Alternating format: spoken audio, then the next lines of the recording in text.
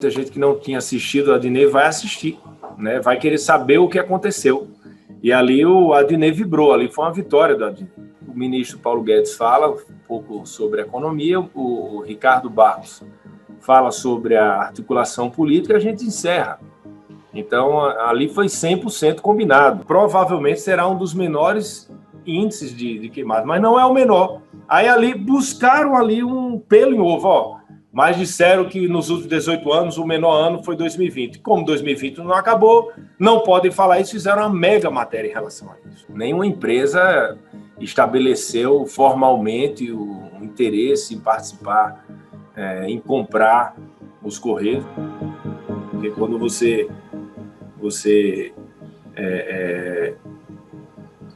mostra esse assunto no Twitter da Secom, muita gente que não tinha assistido a Adnet vai assistir, né? Vai querer saber o que aconteceu.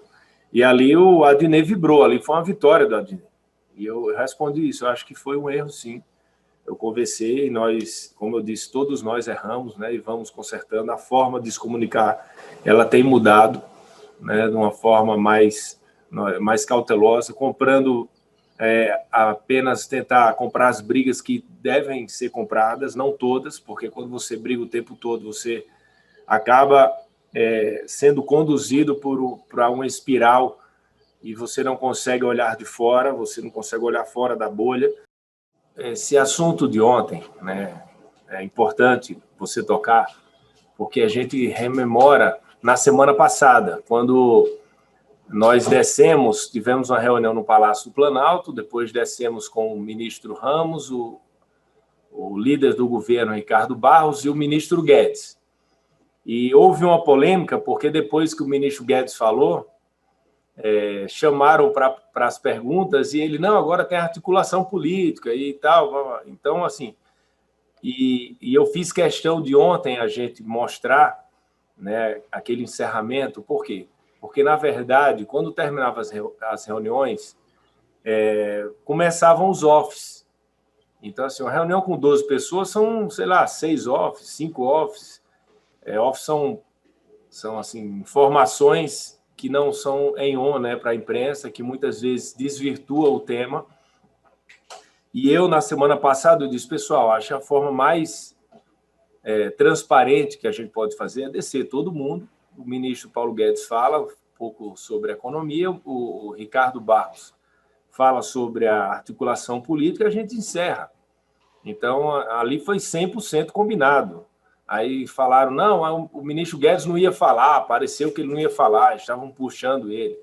Então, não foi isso. Teve um erro no Twitter que diz que como o ano de 2020 ainda não terminou, obviamente, né, isso é fatídico, nós estamos ainda entrando agora no mês de outubro, né, então ainda temos 3 meses. Se você olhar a fotografia, é um ano que ainda tem, provavelmente será um dos menores índices de queimadas, mas não é o menor. Aí ali buscaram ali um pelo em ovo, ó, mas disseram que nos últimos 18 anos o menor ano foi 2020. Como 2020 não acabou, não podem falar isso, fizeram uma mega matéria em relação a isso.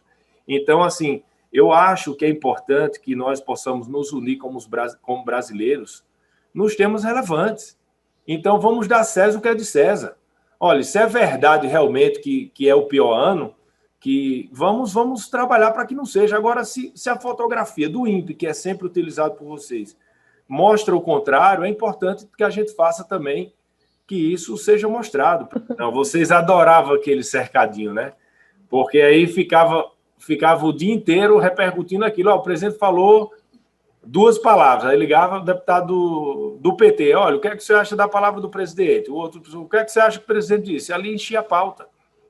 Aí, muitas vezes, o presidente estava com entregas importantes, estava levando lá o Águas do São Francisco para o Ceará, e na imprensa estava falando o quê? Que o presidente ia falar 2 palavras na saída do Alvorada, ou antes de pegar o avião. E ali fazia com que diminuísse a percepção das realizações do governo, das entregas do governo.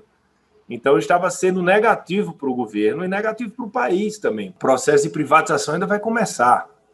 Nenhuma empresa estabeleceu formalmente o interesse em participar, em comprar os Correios. Eu recebi algumas informações do Salim Matar, que estava na pasta, que me falou que provavelmente iria ser um sucesso, porque ele já sabia alguns players que estariam interessados, outros que a gente sabe que obviamente entrarão, por exemplo, o FedEx. Nós temos os Correios no Brasil, o FedEx nos Estados Unidos, que cumprem um papel parecido. Obviamente, eles vão observar o processo de privatização. Até eu nem falei, por exemplo, o Mercado Livre. Não falaram comigo que vão participar, mas eu tenho certeza que eles vão olhar. Então, assim, eu até recebi algumas perguntas. O senhor já recebeu formalmente? Eu fiz, não recebi formalmente. Eu fiquei sabendo, e outras que a gente sabe que o Amazon, por exemplo, acho que ele vai, sim, se interessar por isso. Quando eu falei da Magazine Luiza, por exemplo, não recebi reunião, não tive reunião com Luiza, nada, mas eles evoluíram muito no e-commerce, eles cresceram muito durante a pandemia. Eu acho que eles irão também se interessar em estudar o tema. Não, por um motivo simples.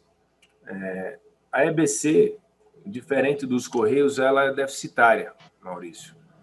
Então, provavelmente, se a gente abrir um processo de privatização da EBC, ele seria deserto, porque é uma empresa que se ela fosse privada, ela daria mais de 500 milhões de prejuízo. Então, a ideia da EBC é enxugar a EBC, né? Fazer com que a gente consiga primeiro colocar a despesa dentro de receita para que a gente depois possa pensar numa privatização. Então, nós temos desafio pela frente, que é tentar... Nós temos ativos importantes na EBC, que a gente pode conseguir vender isso no mercado, fazer um programa aí grande de incentivo, né? Um PDI, por exemplo, um programa de demissão incentivada, com recursos que a gente tenha desses ativos que a gente possa vender no mercado. Então, é um outro desafio, a EBC, até porque nós temos a plena certeza e convicção de que não teria nenhuma empresa interessada em comprar uma empresa que tem um prejuízo de R$500 milhão por ano.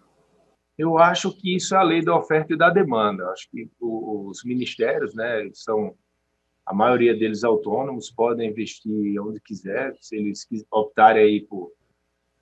muitos deles eles têm um investimento em algum tema específico, por exemplo, o BNDES mais na área do meio ambiente, né, que eles gostam, o Banco Central idem, enfim. Então, assim, eles vão ter que fazer os estudos dele. Agora, o que eu posso garantir é que em nenhum momento vai ter absolutamente nenhum tipo de evento que coincida ou que tenha a ver com patrocínio de algum ministério, como foi ventilado isso. Isso aí eu dou a resposta assim, 100% convicta em relação a isso, entendeu? Agora, não tem interferência, não há interferência, não existirá interferência, nem para ir para a Globo, ou para não ir, para a SBT, para não ir, para a Record, para não ir. O feedback que eu vi foi esse, que a maioria dos deputados e senadores estavam nas bases, estavam participando do processo eleitoral e que eles preferiam votar após a eleição. Entendeu? A decisão foi com base no feedback dos líderes em relação aos deputados. Isso foi levado para a mesa e tomaram essa decisão. Pois, olha, eles preferem que seja depois, e como falta aí pouco tempo, né, 40 e poucos dias, a decisão acho que foi acertada. Qual